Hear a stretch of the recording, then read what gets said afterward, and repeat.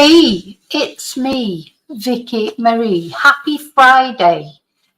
If you're watching this when this video actually goes out, if you're watching live, happy Friday. If you're watching replay crew, happy whatever day it is.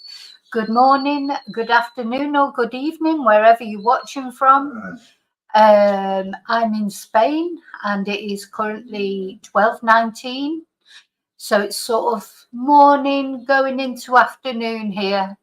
It's quite warm, but it's not sunny. It's been very strange weather.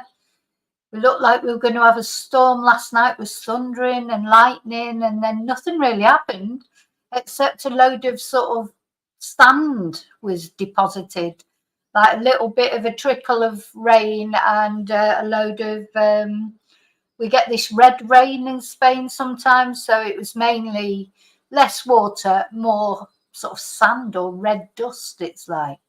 So a big clear up this morning again, but it'll probably happen again.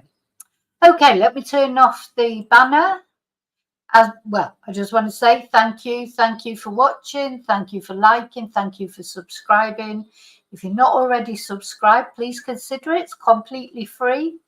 And also special thank you, as always, to my members, and a special thank you to anyone who supported me by sending me buying me a Ko-fi, sending me a super chat. Anyway, you've supported my PayPal me, anyway you've supported my channel, thank you so much. Now, what we're going to talk about in this video is Samantha Murphy. Still, unfortunately, as far as I know, to this video going out, Samantha's remains have not been found, but Samantha's alleged murderer is safely behind bars. Patrick Stevenson, young 22-year-old man, he is accused of murdering Samantha while she was on a run way back in February. It took quite a while for the police to get all their information together and arrest him. That the problem they've got now is actually finding her remains. And recently, just last week I think it was, or this week, they found Samantha's phone, and that's what we're going to talk about. Has the phone been there all that time since February, or were they tipped off about it? Was it put there later? So we're going to listen to an authoritative guy from Australia, an ex-policeman, who he gives reasons that he feels it may have been a tip-off and it may not have been there all that time. But we're going to look at that anyway. So that's one thing we're going to talk about in this video. Now, the other thing we're going to talk about in this video is, so Samantha Murphy was in Ballarat in Australia. And this year in Ballarat, they've had this sort of, last year there were no murders in Ballarat, Australia. But this year there's been 3 already of women allegedly by men. So there was, of course, Samantha. She's been murdered by a stranger, supposedly. The police are insisting there's no connection between Samantha and Patrick Stevenson. And then there was another woman murdered, but this time by her actual partner. Now, this is Hannah Maguire. Let's just have a look at her. We're going to be talking about her. We'll be talking about Samantha first, and then we're going to be talking about Hannah. But I just want to show you a photo of her. So here she is, Hannah Maguire, and she was found in a car.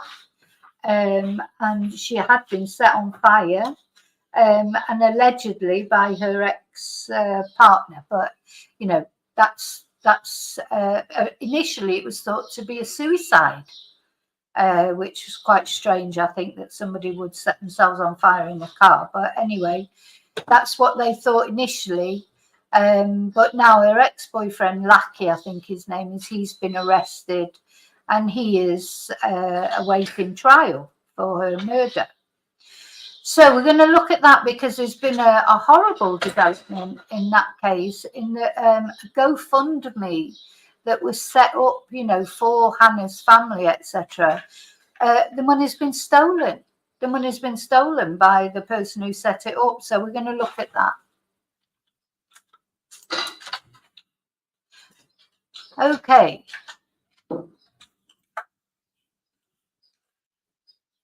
Oh, yeah. Some stuff on there.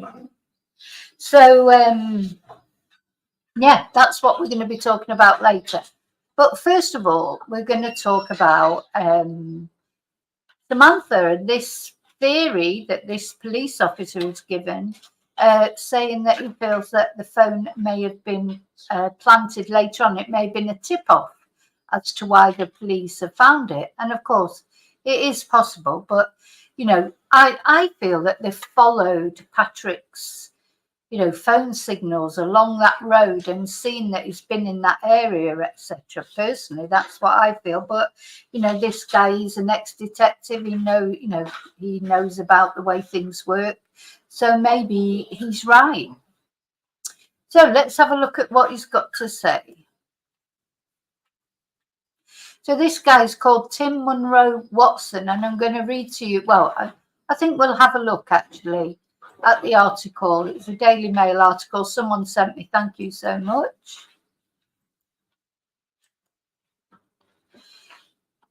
So, top forensic psychologist reveals a shock new Samantha Murphy phone theory, and also why her alleged killer could be struggling in jail. So, a respected forensic psychologist has speculated that detectives who found Samantha Murphy's iPhone were tipped off about its location. Now, bear in mind that this is speculation. The police have not confirmed this. Victoria Police last week discovered Miss Murphy's iPhone in the mud beside a dam on a property in Buninyong, about 19 kilometres from her Ballarat home. And the discovery comes 4 months after the mother of 3 vanished during a 14-kilometre run through the Wuwukarung National Park on February the 4th. Now, the police have stated that they think 7 kilometres into that run, when she arrived at the Mount Clear area close to Ballarat, that's when she was attacked, and targeted attack. The police have described it as a targeted and deliberate attack, and that's when they believe whatever happened to Samantha happened there 7 kilometres into a run. And we're presuming, again, they haven't confirmed, but we're presuming that information they got from her Fitbit data. Apple Watch. She was wearing an Apple Watch. As far as we know, that has not been found yet, but of course, with Apple, all the information will be up on the cloud. I'm sure the police have been able to access it and saw that something happened 7 kilometres into that run. So Tim Watson Monroe, here's a photo of him, said it was obvious that detectives had been tipped off about the phone's location. Now, tipped off by who? Tipped off by a friend of Patrick's or family of Patrick's, or by Patrick? Has he finally given any information? Because at the end of the day, so far as we know, he's not been cooperating with the police at all. Has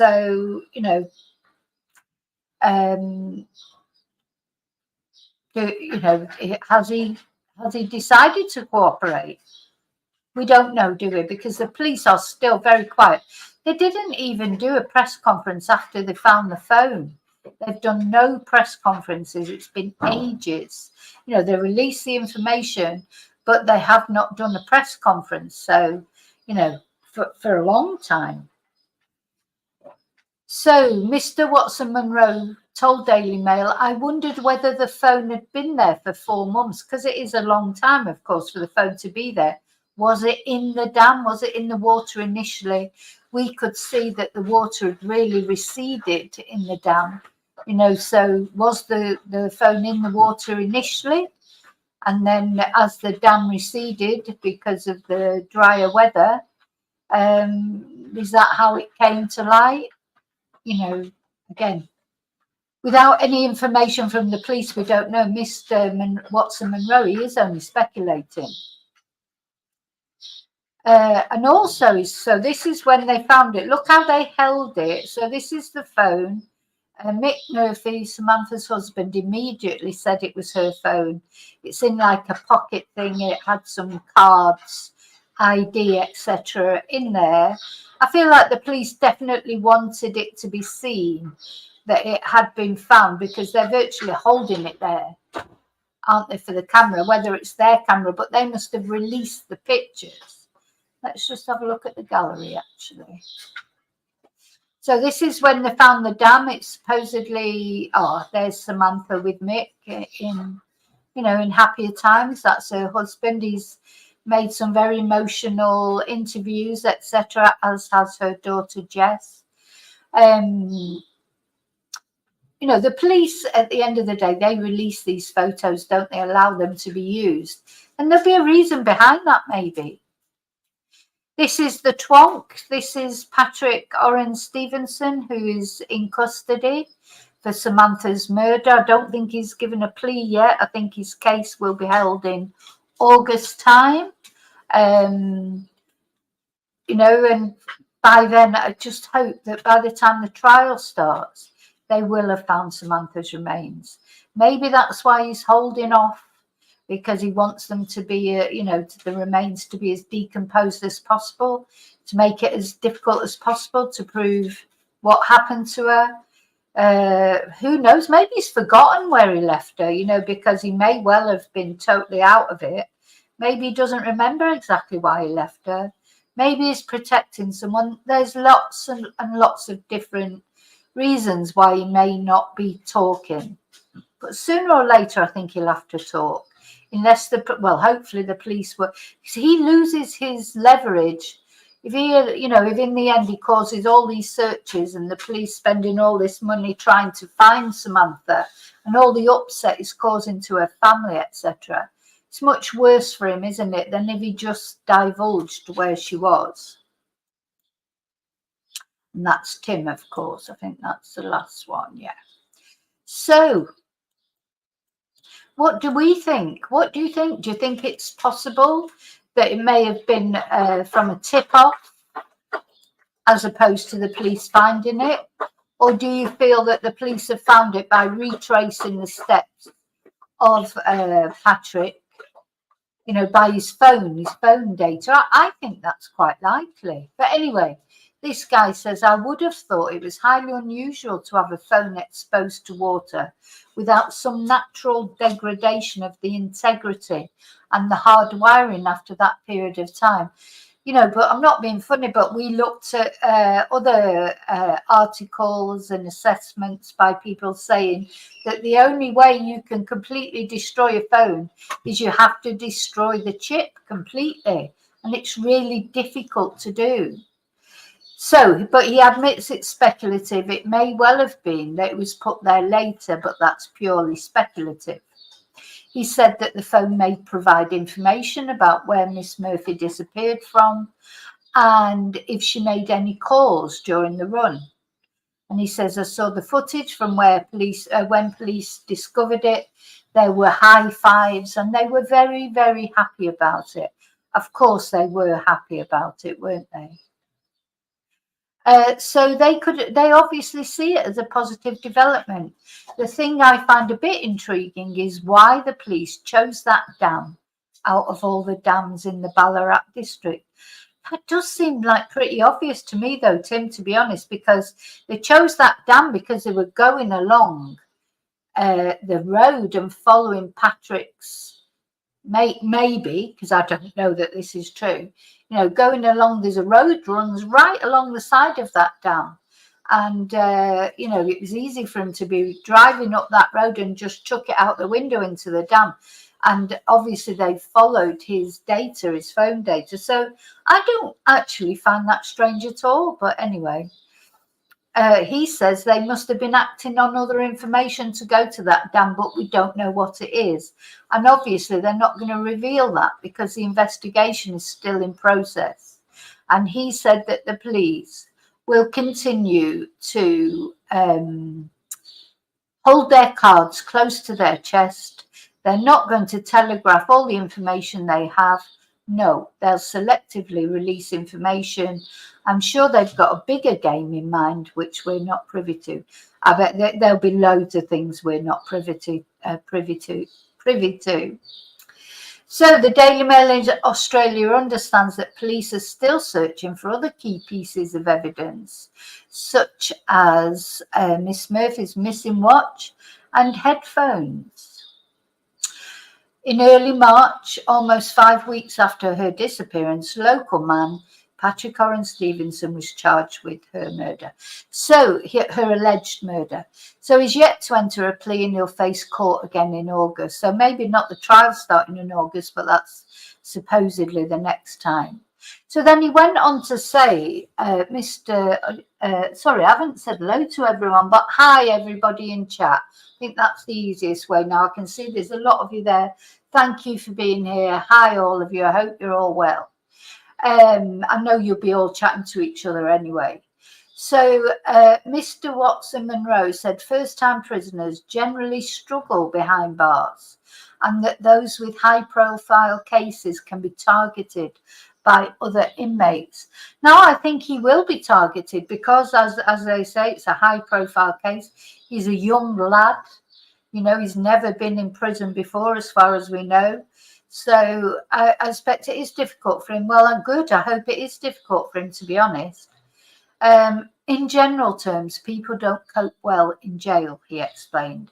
Jails are not holiday farms, and it's like landing in a totally different world for a lot of these people. New rules being regimented, no decision making, and so on. Again, in general principles, high-profile individuals who go to jail can be targeted. They're perceived as individuals who may be vulnerable. Yeah, I think the fact of his dad, I don't know, you know, because his dad was an NFL player briefly.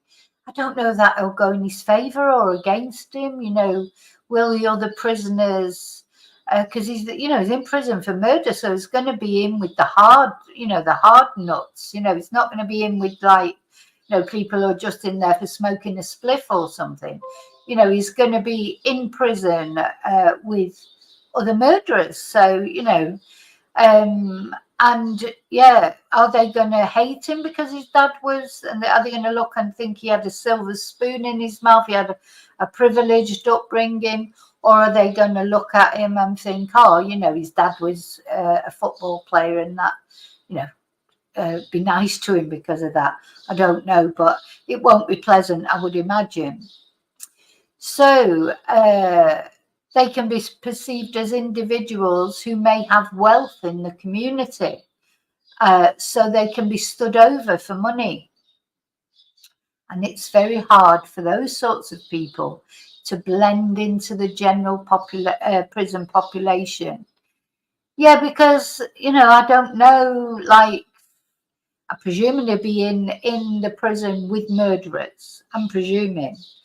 And, he is a bit different, isn't he? I mean, do you think they'll have many 22-year-olds in there accused of murdering some poor woman who was just out for a run? It's like, anyway, I don't know sort of exactly where is he being kept in solitary confinement. There was some talk about him having mental health issues, that old chestnut that they all drag out. Lots of people have got mental health issues. They don't go around murdering people. So I don't like hearing that as any kind of excuse. But, okay, so that was the first thing I wanted to talk about. We're still, every day, let me light the candle for Samantha, for finding Samantha for her family. And of course, we're also going to talk about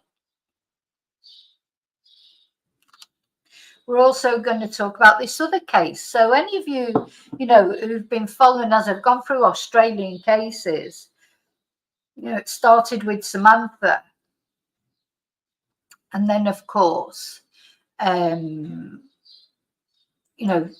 this case came up. Hannah Maguire. So very sad, this is a case of domestic abuse.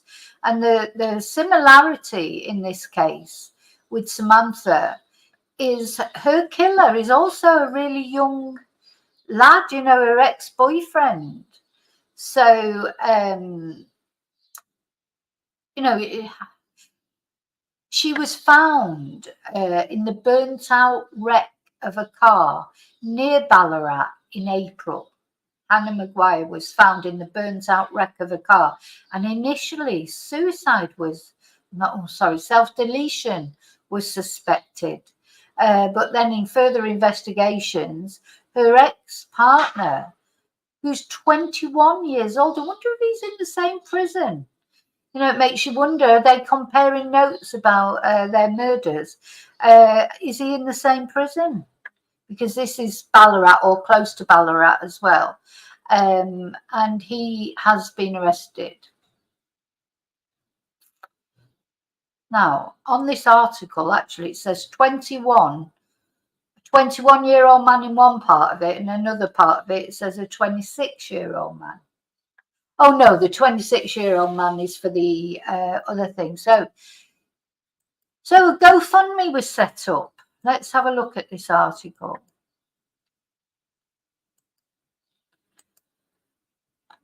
So poor Hannah, you know, just a young girl again, on that she was, you know, it's a different kind of victim to Samantha. Samantha was a mother of 3 children, you know, just having a run.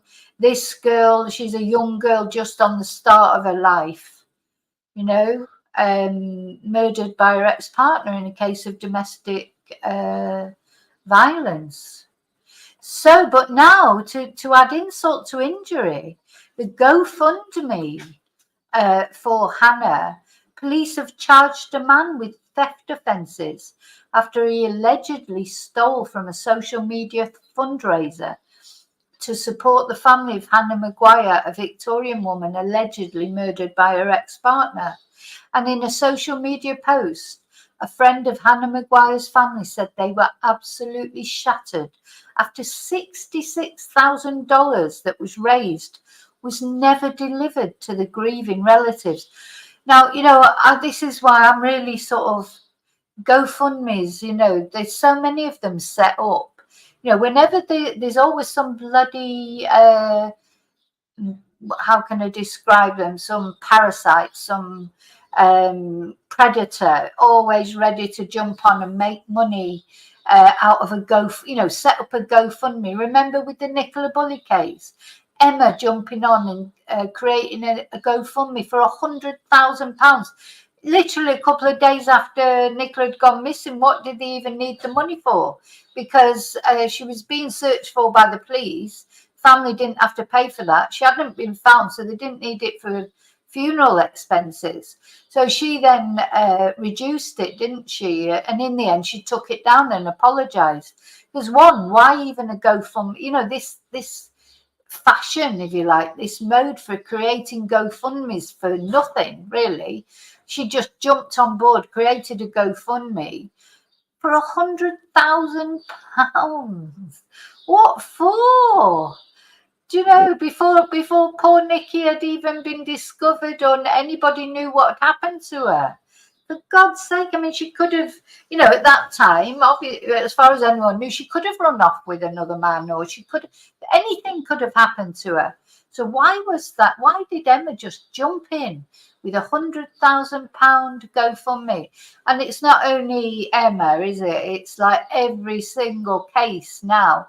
You know, there's been problems over the Sebastian Rogers GoFundMes and, you know, so personally, I know it sounds awful, but I would never give to a GoFundMe. If I give to anything like charity-wise and that, I give to little charities, little things that I know are definitely going to the help, whatever it is. GoFundMes are tricky because, you know, some cases you want to give, you know, to the genuine article to the family. Now, the problem with this is probably people thought they were donating to the family, and now this guy has stolen $66,000. So hopefully he's going to, you know, he will be. I think he has been charged. I don't know what sort of sentencing he'll get for that. Will they get it back off him? What has he done with it? And who is he? What was he to the family? Was he a friend of the family? Did he set up this GoFundMe with the authority of the family? Anyway, we're going to have a look at a few videos of the family talking about it. So this is what they put on the GoFundMe. All proceeds will go towards funeral costs and other expenses that the family may need during this tough time. Donators behind the fundraiser have lodged a claim to get their money back to ensure it is passed on to Miss Maguire's family.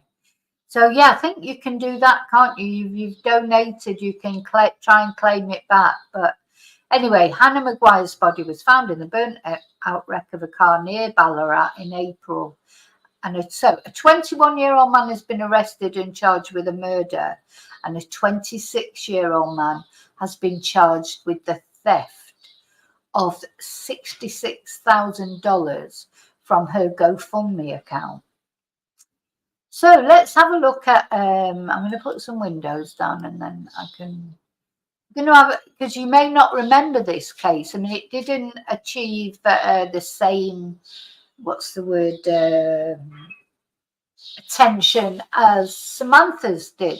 It did in Australia. I mean, it's been a big case in Australia, but I don't think it received the same international attention that Samantha's case have. I mean, I have talked about it, but I think because Samantha's case created so much interest, because it just went on for so long, the mystery went on for so long, and also, there was Samantha doing an everyday activity that women do every day, going out on a run on a Sunday morning, and just never coming home. So I think that's why, as well, Samantha's case gained more attention than most. Okay, we're going to have a look at the funeral. We're going to have a look at Hannah Maguire's family talking.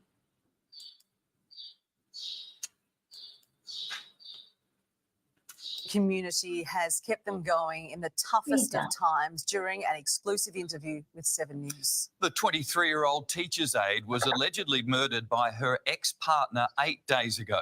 Family today joining her netball teammates in a tearful tribute.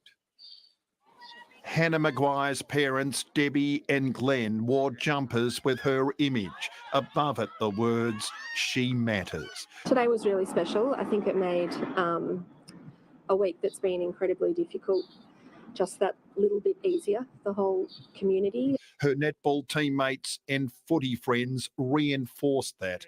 Their silence spoke volumes.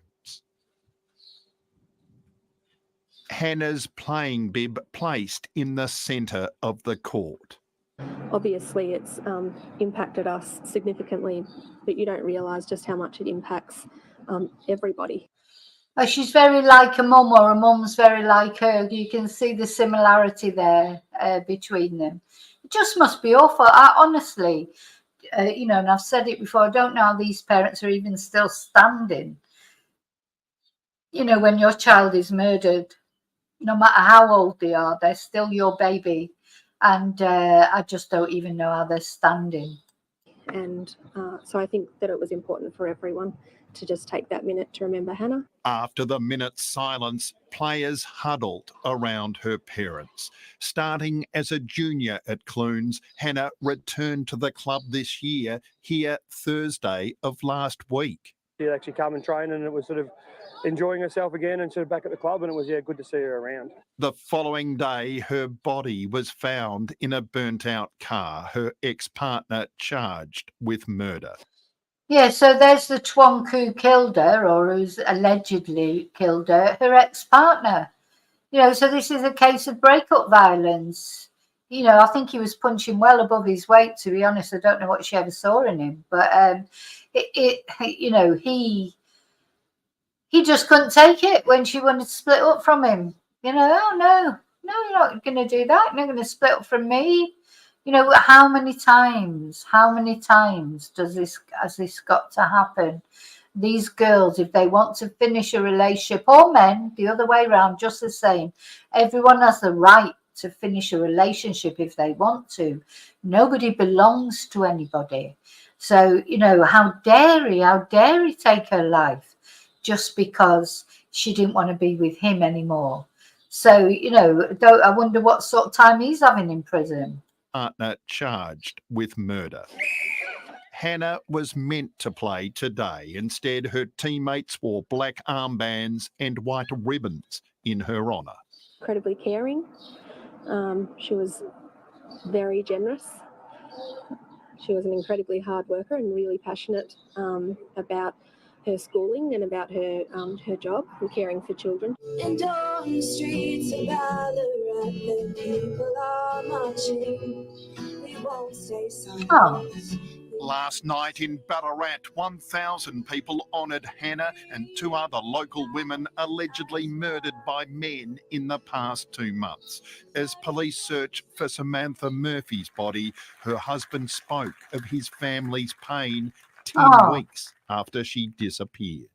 And they'll find Sam. And when they do, we'll have a good celebration. There you go. A couple of beers and relax. Bring Sam home. Bring Sam home! Oh, I haven't seen that before. You know, Mick, he seems like when he talks, I'm going to start crying because he gets so emotional. You can tell that public speaking is not easy for him. And it just comes over like so sort of sweet, doesn't it? Let's just watch that again. Bring Sam home! After she disappeared. And they'll find Sam. And when they do, we'll have a good celebration. Oh. There you go. A couple of beers and relax. Bring Sam home. Bring Sam home! Bring Sam home! Oh. I guess heaven was needing a hero. Oh. Somebody just like you. The family of Rebecca Young, killed in an alleged murder-suicide, appealed for greater support for victims of domestic abuse. Violence against women has to stop. Remember her name, Rebecca Young. What is her name? Rebecca Young! Rebecca Young! Rebecca Young!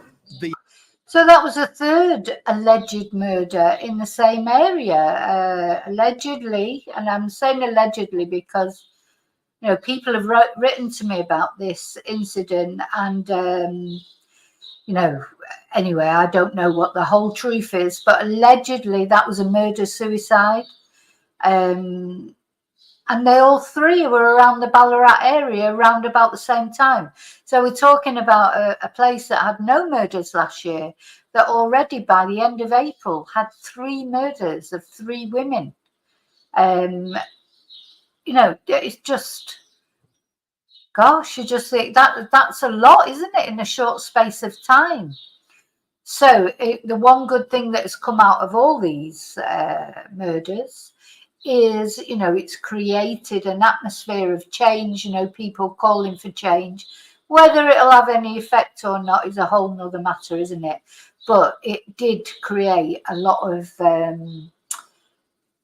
you know, it's created a lot of media attention, if you like.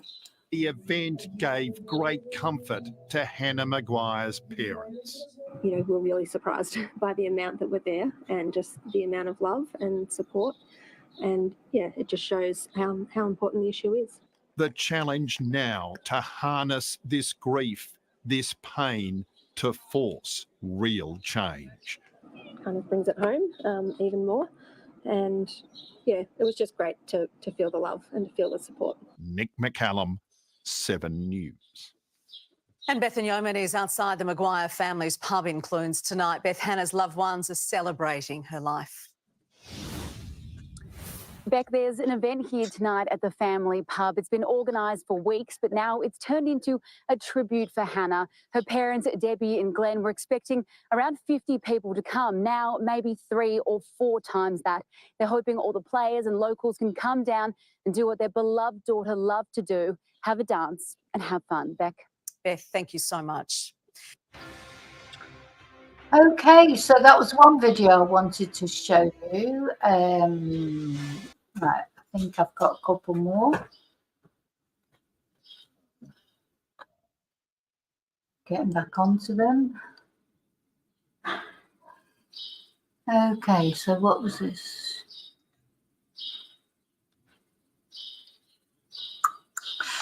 So I want to just have a look at another video. They're only short, these are just short videos, just to, I think it's important that we remember who Hannah is, as well as, obviously Samantha, I think, has created much, her story has created so much more media attention. But Hannah, she deserves her story to be told. And now the GoFundMe has, been sort of stolen. I mean, it's just awful, isn't it?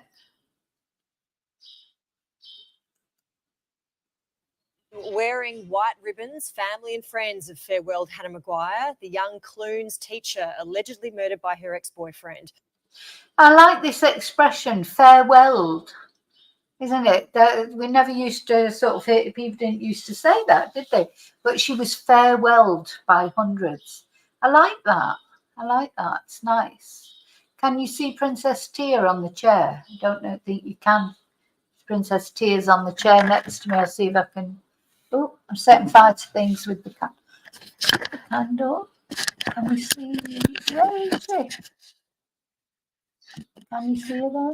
I think you can just. There she is. Yeah, I know people like to see Princess Tia as long as she doesn't start barking. Who mourners say radiated warmth and kindness. Hannah's mum, Debbie, led the tributes for the 23-year-old at a poignant funeral service to lay their princess to rest. Crime reporter Gillian Lantouris has more. A sombre service to say goodbye to a young woman who would light up every room. The Ballarat funeral home overflowed as more than 600 people gathered in grief and in love to remember their princess, Hannah Maguire. Hannah touched our lives in profound ways, and her memory will forever remain etched in our souls. Wearing white ribbons, her parents and two younger brothers sat in the front row as her favourite songs were played.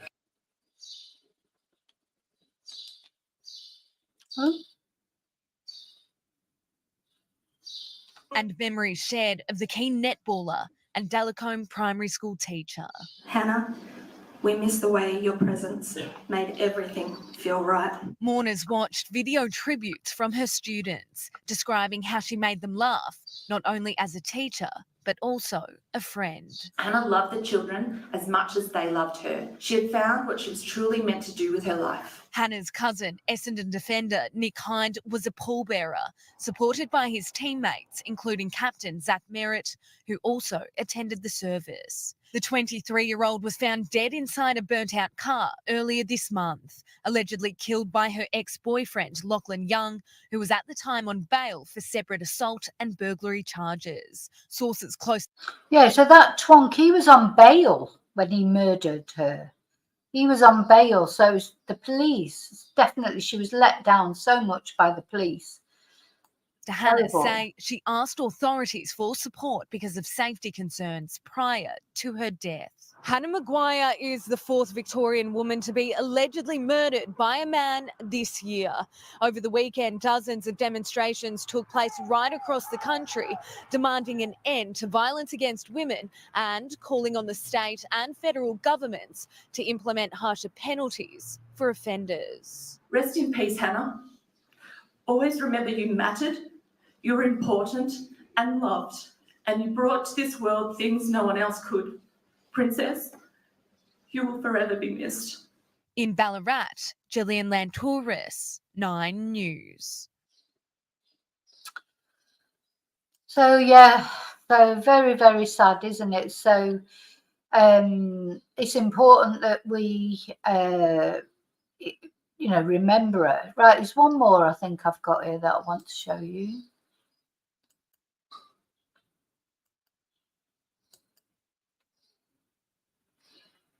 Where is it?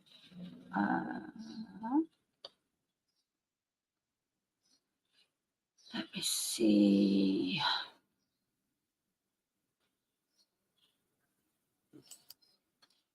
I've lost it. Hang on. Bear with. All right, it's that one.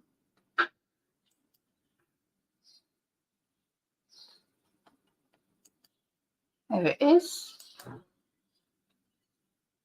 Farewell to Hannah Maguire, the 23-year-old allegedly murdered by her former partner.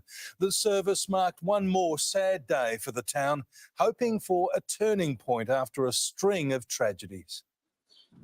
In their hundreds, family and friends gathered to remember a precious life taken too soon.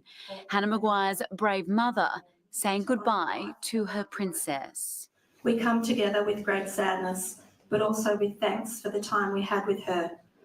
Today we celebrate Hannah's life and all the things that made her the amazing daughter that she was. Oh. Hannah, we miss the way your presence made everything feel right. It was standing room only inside the Ballarat funeral home as Hannah was described again and again as a bright light and a generous soul. Oh. Her love for life was contagious. Hannah's cousin, Essendon player Nick Hind, helped carry the coffin from the ceremony. Some of his teammates there in support as guests formed a guard of honour, many wearing white ribbons in the fight against domestic violence. Rest in peace, Hannah. Always remember you mattered, you were important and loved, and you brought to this world things no one else could. Princess, you will forever be missed. Hannah Maguire's former partner is accused of her murder. The 23-year-old is the third woman allegedly killed in the Ballarat region this year. Local support services say they're already witnessing a shift in behaviour as the community rallies for change. Because of the tragic events in Ballarat, is actually more men putting their hand up, contacting us, saying, what can we do? It's little consolation for Hannah's parents, now facing a future without their eldest child. Bethan Yeoman, 7 News. Oh. So I wanted to tell you those two things. I wanted to talk about those two things, to just say what the forensic guy had said about Samantha's phone. What do you think? Do you think her phone was there all this time, or in the dam, and is it because the water's receded, or do you think that Tim Monroe has got a point, that maybe somebody put it there after, or maybe the police found it on a tip? Personally, I don't necessarily think so. I think that phone's probably been there all that time, and that water's receded, and the reason that they found it is because they've gone along there. They've probably been along there a few times, but of course now the water's receded, the dog could sniff it out because it was on the bank, so that's what I think, but we'll see. It'll all come out in the wash, as they say. The most important thing is that they find Samantha, course, and I'll keep you updated on that. Any news on that, of course, I will give you instantly. Okay, I'm off. I'm going to have a nice lunch, and I hope you've got good plans for Friday, and I may see you tonight, I'm not sure, but I will definitely see you tomorrow. We'll see what transpires. There's always so many things I want to talk about.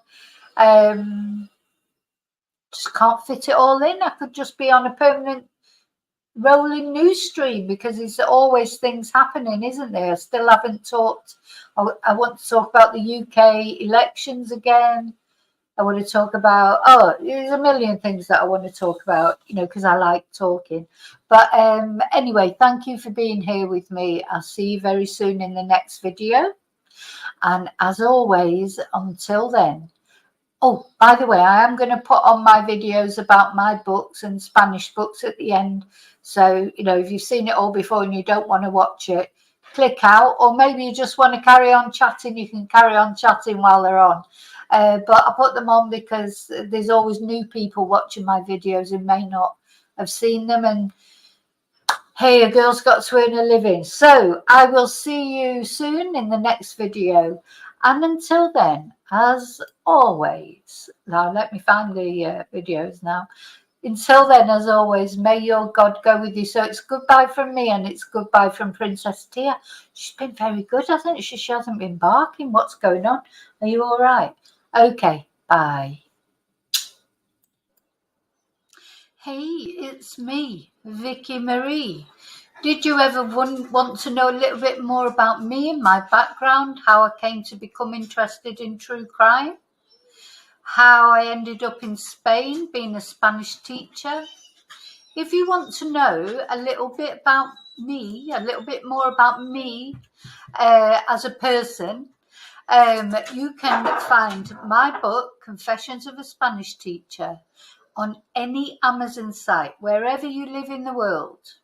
And I believe that everyone has a story to tell, and this is my story. So it's the story of how... Hola, soy Vicky. And are you wanting to learn Spanish? Have you been trying to learn Spanish and it's just you can't put the words together? Common thing that people say to me is, I know a lot of words, but I just can't put a sentence together. So I'm here to tell you how you can learn Spanish through English. Learn how to make sentences, not phrasebook Spanish. Learn how to ask questions, answer questions. Right from beginner or whatever level you are, if you're struggling in putting it all together, there'll be a level I can offer you a solution. So I've been teaching Spanish for over 20 years to English-speaking people. And these are the books that I have written. Break the Language Barrier Level 1 for beginners. Level 2 for intermediate or sort of pre-intermediate. Level 3 intermediate. Level 4 upper intermediate. And level 5 for advanced. There's really level 5 is to practice what you've already learned. So if you've already learned a lot of Spanish, but you want some practice with translations, conversation practice, games, etc., level 5 is for you. If you know more than level 1, in other words, you know how to already speak in the present tense. If your grammar has gone past the present tense, but you're struggling with the past tenses, level 2 is the book for you. All these books are available on Amazon. Any Amazon, wherever you are in the world that you want to learn Spanish, you can order one of my books from Amazon. The other thing you can do, you may be interested in Zoom classes. I've left my contact details here on the video so that you can WhatsApp me or email me if you want to know about Zoom classes and how they work. Or another way you can learn is, along with the book, have recorded classes to learn. So although we're not sort of face-to-face as we would be on a Zoom class, you can still ask me questions. You can watch the class, on the video, watch the class which goes with the book. All the books have everything is, the classes, I can either teach you face-to-face like we're talking now in Zoom classes, or if either your budget doesn't run that far or you haven't got the time for Zoom classes, we can do it as a course where you get the book and you get the actual recorded classes, and you can learn in your own time, but you can still ask me questions by email, just not in the moment because it's not an actual one-to-one class, but you'll find that is reflected in the price. So if you want more details of how you can become better at Spanish, and remember, it's always progress, not perfection that we're looking for. Perfection is impossible. Believe me, if you're going for perfection, that's not going to happen for a long time, if ever. But communication, confidence, fluidity, all those add up to be fluency, don't they? Okay, so my books offer explanations in English, step-by-step, easy-to-follow grammar, gradual build of vocabulary and conversation skills, and all the answers are included, and you always have full internet backup In other words, you can always email me or WhatsApp me a question and I'll get back to you as soon as I can. Okay, so what are you waiting for? If you want to learn Spanish, don't hesitate. Okay,